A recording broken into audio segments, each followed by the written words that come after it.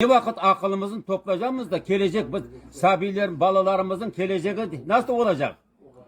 Ondan dinden haberimiz yok. Onu düşünmeyimiz. Basa bas kaysı evge barmasan Rus dilinde. Kaysı evge barmasan Rus dilinde. Akay apay bala çağa.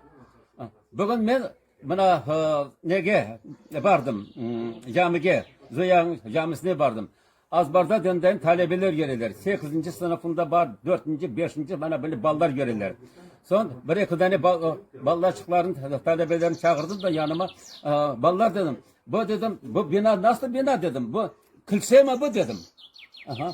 Yok cami. Ya bunda dedim Tatar balları korunmaydı, Müslüman balları korunmaydı dedim. Hepsi Rus balları da bunlar. Ya bu niye Rus ki ya? Bu köyümüz ki Tatarı. Bu Tatarı deyip aytalar değil mi? Apa sizin tiliniz değil mi? Tatar tili değil de siz Rus tilinde lafı dediniz de değil mi? Bana böyle şey cemaat. Aha. Camiye kireyler de akay. Caminin içinde oturarlar. Aha, çekti. Kolunda telefona basa bas dinleyin.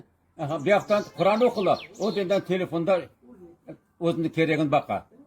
Ola cemaat Müslüman olgan son dinle hakiki Müslüman bolayık. Koz boyama Müslüman olmayık.